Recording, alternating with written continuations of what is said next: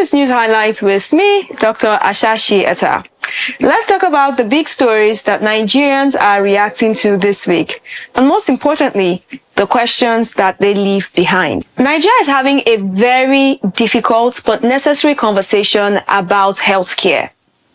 The sudden and sad death of Chimamanda Adichie's son has led to a nationwide outrage about medical negligence. Beyond the profile of the family involved, the story has reopened painful questions about accountability, patient safety, and how fragile access to quality healthcare remains, even in private facilities.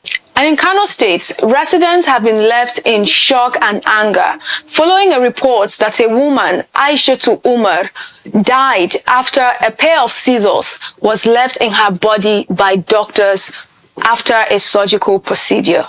Different locations, different circumstances, but the underlying concern remains the same.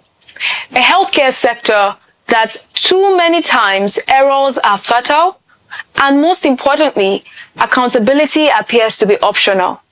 These stories resonate not only because of the shock factor, but because they are way too familiar.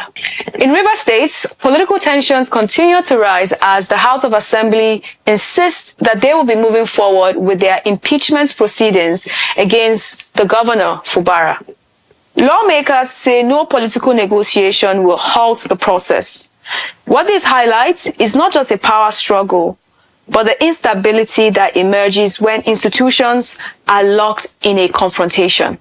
On the economic front, the federal government of Nigeria has said on very excited notes that the country has entered a phase of economic consolidation after 2 years of reforms. Officials point to easing inflation, improved reserves, and growing investor confidence. Truth is, many Nigerians are still struggling with the cost of living, and this creates a widening gap between economic indicators and lived realities. Say that for many experts and ordinary Nigerians like me, the question also becomes, when does microeconomic stability begin to reflect in lived everyday realities for Nigerians? And finally, in Akwa Ibom, news circulated about a proposed bill on infidelity.